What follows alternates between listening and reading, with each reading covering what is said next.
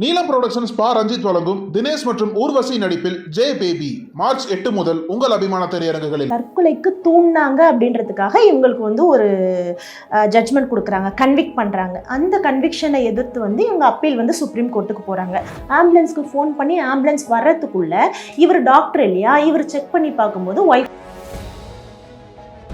இந்த மனைவியோட அம்மா என்ன பண்ணுறாங்கன்னா ஒரு 3 வாரம் கழித்து அதுக்கப்புறம் போலீஸ் ஸ்டேஷன் அணுகுறாங்க. போலீஸ் ஸ்டேஷன் அணுகி இந்து முறைப்படி பூஜாலாம் செய்ய சொன்னார், என் பொண்ணு அதுக்கு மறுத்துட்டாங்க. அதுக்கப்புறம் மாட்டோடைய அந்த கோமியம் இருக்கு இல்லையா, அதெல்லாம் குடிக்க சொன்னாங்க. கணவர் மேலே கணவருடைய அம்மா அப்பா 3 பேர் மேலேயும் மாமியார் புகார் கொடுத்துட்றாங்க. கொடுத்த உடனே எஃப்ஐஆர் ரெஜிஸ்டர் ஆகுது. இறந்தவங்களோட அம்மா, சிஸ்டரு, பிரதர், இவங்களோட சாட்சியங்கள் இதெல்லாத்தையும் வச்சு என்ன பண்ணுறாங்க, இவங்களுக்கு தண்டனை கொடுத்துட்றாங்க. ஒரு சைக்காட்ரிஸ்ட் கிட்ட போய் பார்க்குறாங்க. அவங்ககிட்ட சொல்கிறாங்க, எனக்கு தூக்கம் வரலை ஒழுங்கா, எனக்கு சூசைடல் தாட் இருக்குது, இந்த மாதிரிலாம் சொல்லும்போது அவங்க அதுக்கான சிகிச்சைகள்லாம் கொடுக்குறாங்க. அந்த டாக்டரை இந்த இடத்துல சாட்சியாக கொண்டு வராங்க. எதுவுமே ப்ரூஃப் பண்ணாமல் இல்லை அவங்களாவது ஏதாவது சப்போஸ் எழுதி வச்சுருந்தாங்க, இவங்களால தான் நான் இறந்தேன், இல்லை ஒரு வீடியோ போட்டிருந்தாங்க, இல்லை யாருக்காவது ஃபோன் பண்ணியிருந்தாங்க, அந்த ரெக்கார்ட்ஸ் இருந்திருக்கணும், அந்த மாதிரி எந்த விஷயமே இல்லாமல் இவங்களை தண்டிச்சது.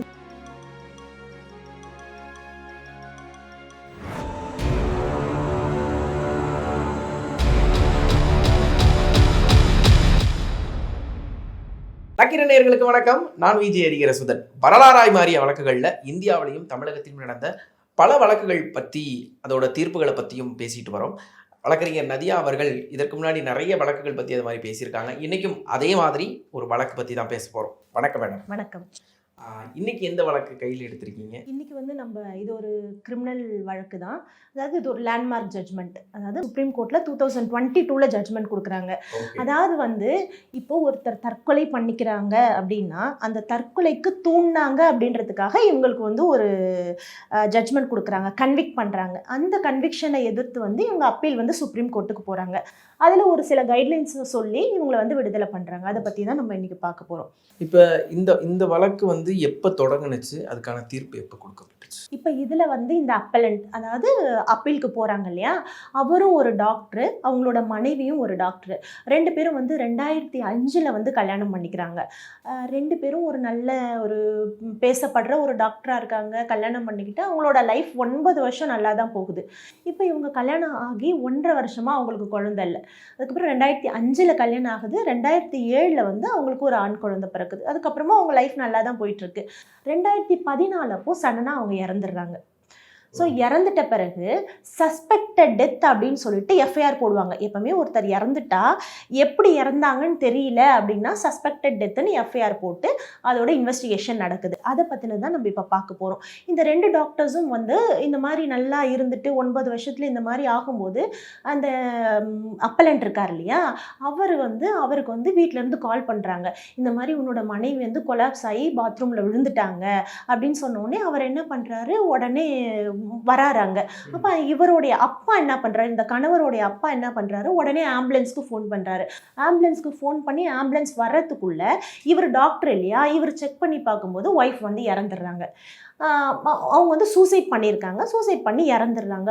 ஸோ என்ன ஆகுதுன்னா, இறந்துட்டாங்க அப்படின்னும் போது அடுத்த ஸ்டெப் என்னதுன்னா எஃப்ஐஆர் ரெஜிஸ்டர் பண்ணுவாங்க. எஃப்ஐஆர் ரெஜிஸ்டர் பண்ணும்போது எப்படி இறந்தாங்கன்னு தெரியல அப்படின்னு சொல்லிட்டு என்ன பண்ணுறாங்க, 174 CRPCன்னு சொல்லுவாங்க, சஸ்பெக்டட் டெத்து எஃப்ஐஆர் போட்டுறாங்க. எஃப்ஐஆர் போட்டுட்ட பிறகு இந்த இறந்தாங்க இல்லையா மனைவி, இந்த மனைவியோட அம்மா என்ன பண்ணுறாங்கன்னா ஒரு 3 வாரம் கழித்து அதுக்கப்புறம் போலீஸ் ஸ்டேஷன் அணுகுறாங்க. போலீஸ் ஸ்டேஷன் அணுகி இந்த மாதிரி அதாவது மருமகன் தான் குரூயல்ட்டி, அதாவது அவரை வரதட்சணை கேட்டு அவங்கள கொடுமைப்படுத்தி எல்லாம் பண்ணி அவர் தான் தற்கொலைக்கு தூண்டியிருக்காரு, அவரும் அவங்களுடைய அம்மாவும் அவங்க அப்பாவும் தான் தற்கொலைக்கு தூண்டியிருக்காங்க அப்படின்னு சொல்லிட்டு சொல்கிறாங்க. அதாவது இவங்க தரப்பு வாதம் என்னன்னா, இந்த இறந்துட்டாங்க இல்லையா அவங்களுடைய சிஸ்டர் இந்த பையன், ஆல்ரெடி ஒரு பையன் இருக்காங்களா, அந்த பையனை கேட்குறாங்க. இறந்த பிறகு இவங்க தரமாட்டேன்னு சொன்ன உடனே இவங்க என்ன பண்ணுறாங்க, 3 வீக்ஸ் கழித்து போயிட்டு ஒரு கம்ப்ளைண்ட் கொடுக்குறாங்க. கொடுக்கும்போது என்ன சொல்கிறாங்கன்னா, என்னோட பொண்ணுக்கும் அவருக்கும் கல்யாணம் ஆச்சு, 1.5 வருஷமாக குழந்தையே இல்லைன்னு சொல்லி அவர் ரொம்ப வந்து என் பொண்ணை டார்ச்சர் பண்ணார். இந்து முறைப்படி வந்து பூஜாலாம் செய்ய சொன்னார். என் பொண்ணு அதுக்கு மறுத்துட்டாங்க. அதுக்கப்புறம் வந்து மாட்டோடைய அந்த கோமியம் இருக்கு இல்லையா, அதெல்லாம் குடிக்க சொன்னாங்க. குடிச்சாதான் வந்துட்டு குழந்தை பிறக்கும்னு சொல்லி சொன்னாங்க அப்படின்னு சொல்லிட்டு இவங்க சொல்கிறாங்க. இந்த மாதிரி விஷயங்கள்னால தான் வந்து என் பொண்ணு இப்படி பண்ணியிருப்பா. அதுக்கப்புறம் குழந்தை பிறந்தும் வந்து செகண்ட் பேபி ஃபார்ம் ஆச்சு. செகண்ட் பேபி ஃபார்ம் ஆனோடனே அந்த பேபி வந்து அபார்ட் ஆயிடுச்சு. இந்த மன உளைச்சல் இவங்க தொடர்ந்து இந்த மாதிரி க்ரூயல்ட்டி இந்த மாதிரி ரொம்ப கொடுமைப்படுத்தினதுனால தான் வந்து என்னோட பொண்ணு வந்து இந்த மாதிரி சூசைட் பண்ணி இறந்துக்கிட்டாங்க அப்படின்னு சொல்லிட்டு இவங்க என்ன பண்ணுறாங்க, கணவர் மேலே கணவருடைய அம்மா அப்பா 3 பேர் மேலேயும் வந்து மாமியார் வந்து புகார் கொடுத்துட்றாங்க. கொடுத்த உடனே எஃப்ஐஆர் ரெஜிஸ்டர் ஆகுது. ரெஜிஸ்டர் ஆகி வந்து கோர்ட்டுக்கு கேஸ் வருது. ஃபர்ஸ்ட் வந்து லோயர் கோர்ட்டுக்கு, செஷன்ஸ் கோர்ட்டுக்கு வருது.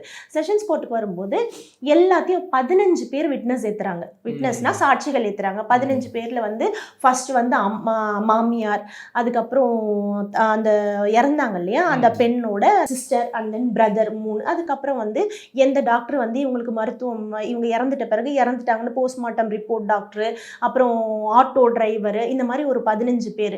இதில் வந்து ஒரு டாக்டரை வந்து விசாரிக்கிறாங்க. அந்த டாக்டர் யாருன்னா அவங்க ஒரு சைக்கியாட்ரிஸ்ட். இவங்களுக்கு என்னன்னா ஏற்கனவே இந்த இறந்தாங்க இல்லையா டாக்டர், இவங்களுக்கு ஏற்கனவே வந்து கொஞ்சம் டிப்ரெஷனில் இருந்திருக்காங்க. டிப்ரெஷனில் இருந்து இது எப்படி தெரிய வருதுன்னா, இவர் இருக்கார் இல்லையா அந்த கணவர் இருக்கார்ல, இவர் வந்து மெயில் பண்ணுவார். இந்த இறந்தாங்களே அவங்களோட சிஸ்டருக்கு அவங்களுக்குலாம் மெயில் பண்ணி பேசின அந்த டீட்டெயில்ஸ்லாம் இருக்குது.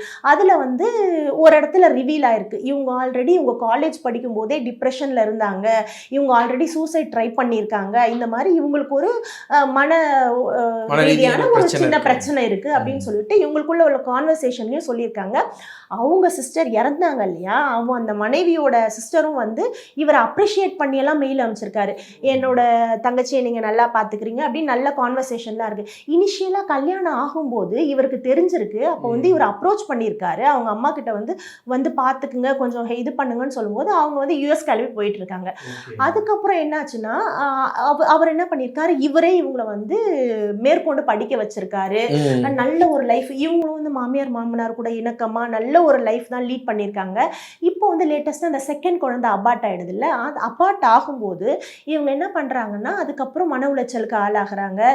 அதாவது அவங்க டாக்டராக இருக்காங்க இல்லையா அந்த இடத்துல வந்து அவங்க ஏதோ லேடிஸ் இருக்க வார்டுக்கு ஏதோ மாற்றுறாங்க, ஒர்க்கு பிடிக்கல, இந்த மாதிரி வந்து ஒரு சைக்காட்ரிஸ்ட் கிட்ட போய் பார்க்குறாங்க. அவங்க கிட்ட சொல்கிறாங்க எனக்கு தூக்கம் வரலை ஒழுங்கா, எனக்கு சூசைடல் தாட் இருக்குது, இந்த மாதிரிலாம் சொல்லும்போது அவங்க அதுக்கான சிகிச்சைகள்லாம் கொடுக்குறாங்க. அந்த டாக்டரை வந்து இந்த இடத்துல வந்து சாட்சியாக கொண்டு வராங்க.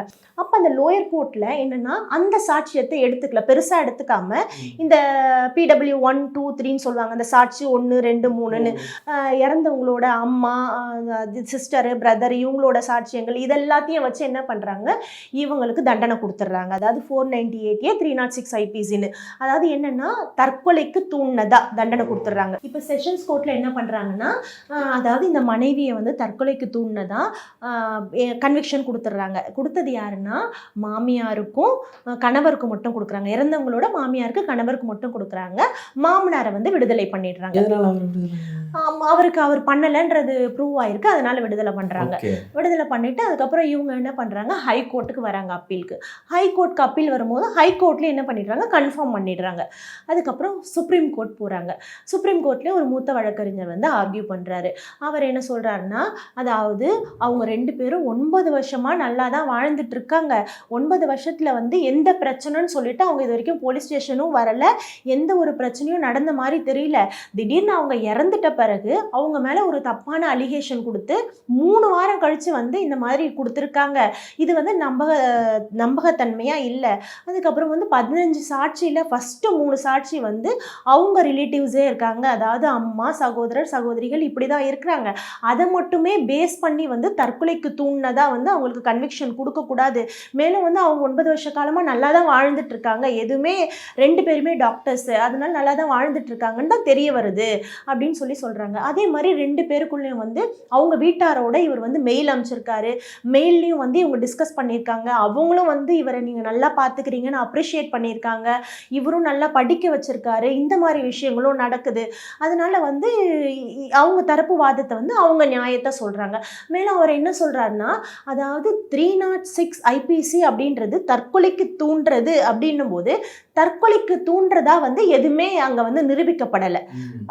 இந்த மாதிரி பண்ணாங்கன்னா அதுக்கு ஏதாவது நிரூபிக்கப்படணும். இல்ல இந்த மாதிரி ஒரு மறைமுகமாவோ நேர்முகமாவோ வந்து இவங்க இப்படி பண்ணியிருக்கலாம் அப்படின்ற அந்த தாட்டு கூட அந்த இடத்துல வரல, அந்த ஒரு சஸ்பெக்ட் கூட வரல இல்லையா? அப்படின்னும் போது எப்படி வந்து எதுவுமே இல்லாம இவங்க தற்கொலைக்கு தூண்டிதான் அவங்க இறந்தாங்கன்னு எப்படி சொல்ல முடியும் அப்படின்னு சொல்லிட்டு அந்த தரப்பு வாதத்தையும் வைக்கிறாங்க. அப்புறம் என்ன சொல்றாங்கன்னா, அதாவது இவங்க வந்து இவங்களோட உடம்புல வந்து பிரச்சனை இருக்கு, அதாவது இவங்க வந்து டிஸ்டர்ப்டா இருக்காங்க, இவங்க டிப்ரெஷன்ல இருக்காங்கன்னு சொல்லிட்டு இவங்க ஆல்ரெடி வந்து அந்த சைக்காட்ரிஸ்ட் கிட்ட போறாங்க இல்லையா, அவங்க கிட்டயும் சொல்லியிருக்காங்க போல இருக்கு. அதாவது வந்து நம்ம காலேஜ் படிக்கும் போதே வந்து எனக்கு இந்த பிரச்சனை இருக்கு, நான் சூசைட் அட்டம் பண்றதுக்காக ட்ரை பண்ணியிருக்கேன் அப்படின்றதெல்லாம் சொல்லும்போது அந்த ஹிஸ்டரியும் பார்க்கணும்.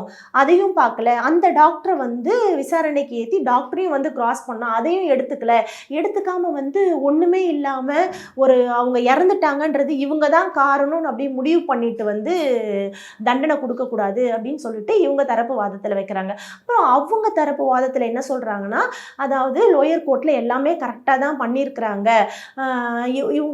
இவங்க தான் வந்து இந்த மாதிரி பூஜைக்கெல்லாம் வைக்க சொல்லியிருக்கிறாங்க, அவங்கள டிப்ரெஷனுக்கு வந்து ஏற்றி அவங்கள வந்து சாகணும் அப்படின்ற அளவுக்கு அவங்கள வந்து தூண்டி விட்டதுனால தானே அவங்க இறந்துருக்காங்கன்னு சொல்லிட்டு இவங்க தரப்பு வாதங்களும் வைக்கும்போது ஜட்ஜஸ் வந்து அனலைஸ் பண்ணிட்டு, அதாவது 306A 498 306 498A ஐபிசியும் வந்து இவங்களுக்கு வராது, அதுக்கான எந்த முதாந்திரமும் இல்லை. அதாவது ஒருத்தரை தற்கொலைக்கு தூண்டினாங்க அப்படின்னா ஏதாவது ஒரு விஷயங்கள் வந்து நடந்திருக்கணும், இல்லை அதை நீங்கள் ப்ரூஃப் பண்ணணும்.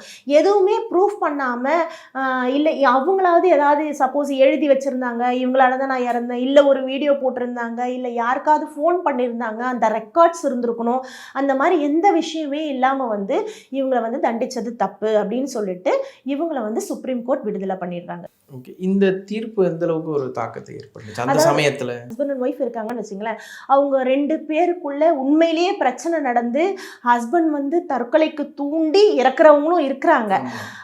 சம்டைம்ஸ் வந்து ஒய்ஃப் வேற ஏதாவது அவங்களுக்கு ஒரு பிரச்சனை இருக்கும், ஹஸ்பண்ட்க்கு வேற ஏதாவது ஒரு பிரச்சனை இருக்கும், அதாவது ஒர்க்கில் பிரச்சனை இருக்கும், இல்லை வேற ஏதாவது ஒரு பிரச்சனைகள் இருக்கும், வெளியே சொல்ல முடியாத பிரச்சனைகள் இருக்கும். அப்போ அதில் கூட அவங்க வந்துட்டு தற்கொலை பண்ணிக்க வாய்ப்பு இருக்குது. 2 பேரும் ஹஸ்பண்டும் ஒய்ஃபும் ஒன்றா வாழ்கிறாங்கன்றதுக்காக 2 பேரில் ஒருத்தர் இறந்துட்டா இவங்களாதான் இவங்க இறந்துட்டாங்க அப்படின்னு சொல்லிட்டு கண்மூடித்தனமாக வந்து நம்ம சொல்லிட முடியாது. இது வந்து அது ஒரு லேண்ட்மார்க் ஜட்ஜ்மெண்ட் தான். இதே மாதிரி இன்னொரு வழக்கில் சந்திப்போம். நன்றி. நக்கீரன் டிவிக்கு சப்ஸ்கிரைப் செய்யுங்கள். உங்கள் ஆதரவே எங்கள் பலம். ஆசிரியர்களுக்கு நண்பனாகவும் மாணவர்களுக்கு ஆசானாகவும் திகழும் தேர்வு வழிகாட்டி. ஒவ்வொரு பாடத்திற்கும் அனுபவமிக்க ஆசிரியர்களின் துல்லியமான தெளிவான விடைகள். CNC இருக்கு, தேர்வு பயம் எதற்கு? இது தீரன் பப்ளிஷிங் ஹவுஸ் விற்பனை வெளியீடு.